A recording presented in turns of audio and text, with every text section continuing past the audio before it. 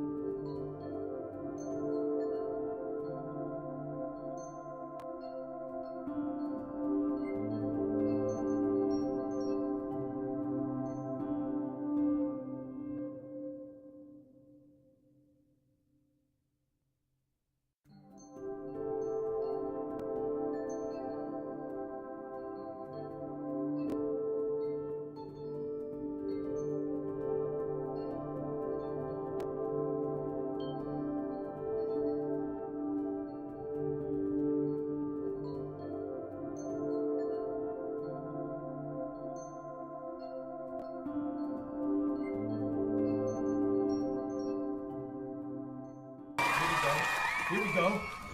Mr. Foresto. Let's go. Hold on, man. I'm watching something. No. Foresto. Yes. It's Friday. It's Friday. Come on, let's go. It's Friday. It's Friday. It's Friday. Yo, it's Friday. It's Friday. Friday. It's Friday. It's Friday. It's Friday. It's Friday.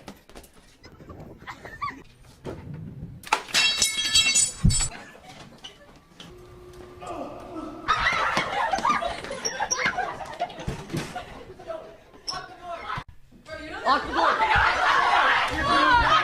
Find a seat. We're gonna air in 3, 2, 1.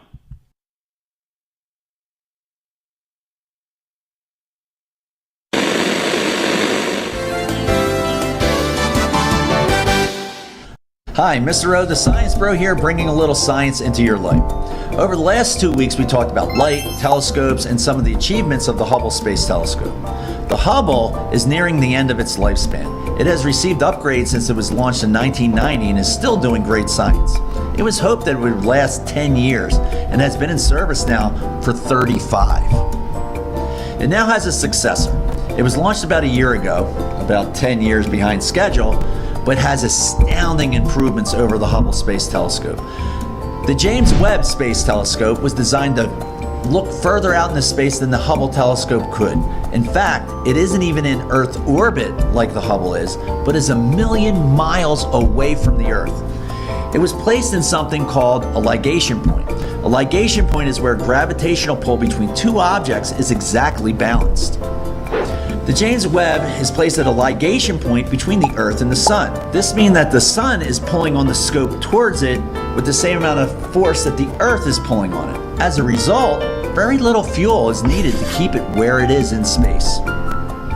It also needs to be extremely cold. being a million miles from Earth ensures that it can achieve these temperatures required. Its instruments need to be incredibly cold or most will not operate properly.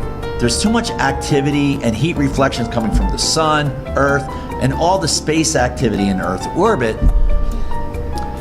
So its main mission is to view space in infrared light up through the visible spectrum. Infrared radiation is basically heat radiation. Any extra heat from the local environment will blur the image. Hubble has some infrared sensors, but they were not adequately sensitive for detailed observations astronomers require. Because it needs to be extremely cold, the sun is a major problem. The heat shield is an amazing achievement of science and engineering. It has multiple layers of a barrier that are basically cloth-like materials that fan out, stretch, absorb the sun's radiation, and the revolutionary array of materials re-radiates the heat in such a way that it directs it away from the telescope.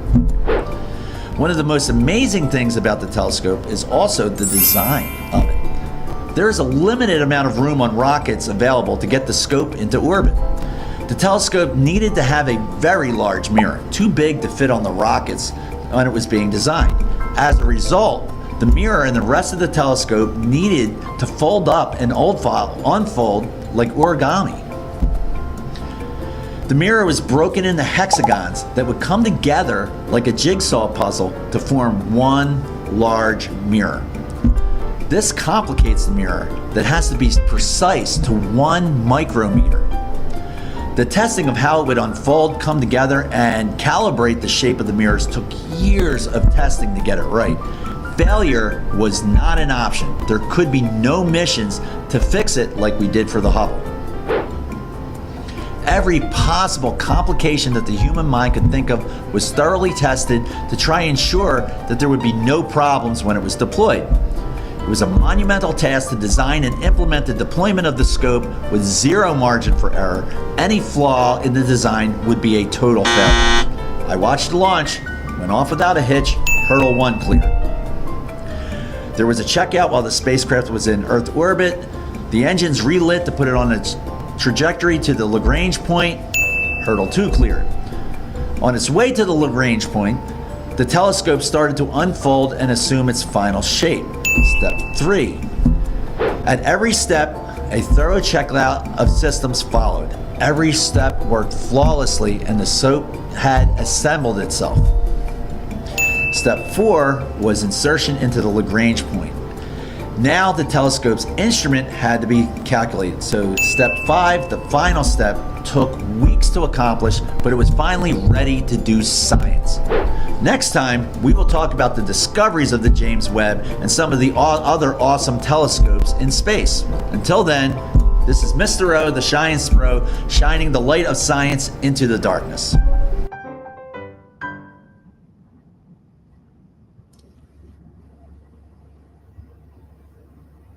Good morning, Pendale. My name is Zoe Marsh. And I'm Eric Crawford. Thanks to Justine and Mr. O'Rourke for our last episode of Mr. O, the Science Bro for this year. On Tuesday, May 27th, there will be an informational meeting for any current 8th through 11th grade student who might be interested in joining next year's cross-country team. You can scan the QR code on the announcement on Canvas for more information. There will be a field hockey player interest meeting at the high school on the turf field on Tuesday, June 3rd from 3:30 to 5:30 p.m. For students interested in trying out in August, information for summer workouts, team camp, and tryouts will be distributed. Bring your equipment because we'll be playing after the meeting. Are you interested in playing freshman football this coming fall? Please join the Google Classroom with the code SAYKEXN for important dates and times to pick up your equipment and start date. The North Penn Marching Knights are hosting a series of experience camps. Whether you're a current 8th or 11th grader, or even a 7th grader trying to get a sneak peek into the world of marching band, these camps are perfect for anyone wanting to join the Marching Knights. Here's what's coming up. Saturday, May 31st, time 1 p.m. to 5 p.m. This camp will be followed by a fun evening of bowling. Tuesday, June 3rd, 6 p.m. to 9 p.m. All camps will be held at the North Penn High School and are open to 8th to 11th graders who are eligible for the 2025 season. Plus, 7th graders are welcome to attend these camps just for experience. Don't miss out on the chance to get a head start on joining the Marching Knights family. Whether you're a seasoned musician or a brand new to the marching world, these camps will help you get ready for an unforgettable season. Sign up now and we'll see you there. Calling all musicians and vocalists, get ready for an unforgettable summer with the North Penn Summer Music Camps.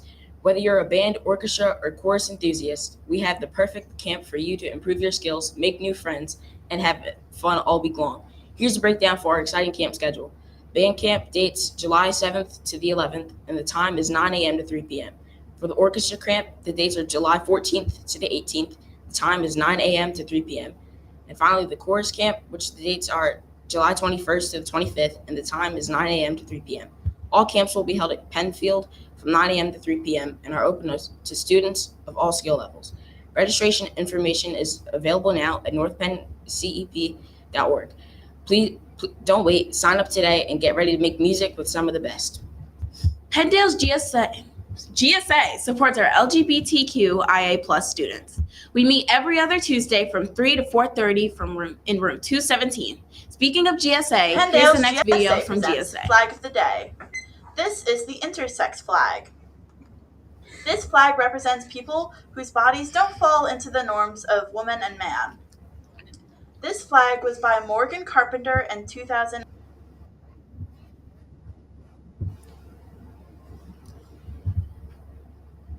What grows in mystery blooms in wonder, a clue to our spring 2026 musical.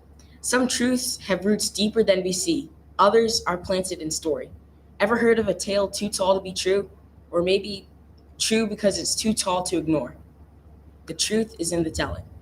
And here's a video from Nathan Campbell on his pizza Hello, reviews. Penndale. Today I'm trying Franconi's cheese pizza. Your pizza's got looks like it's got a thin crust. It's got some seasoning on it. It's actually pretty good. It's got a nice thin crust. Sauce tastes good.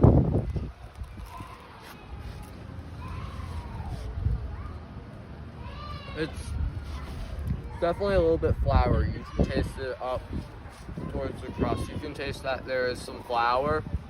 Not the worst pizza I've had. Definitely not the best.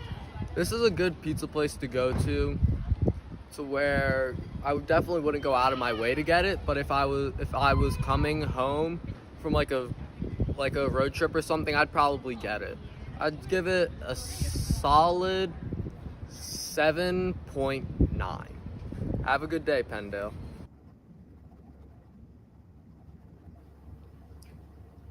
Thank you, Penndale, for tuning in. See you guys next Friday. Have a great day.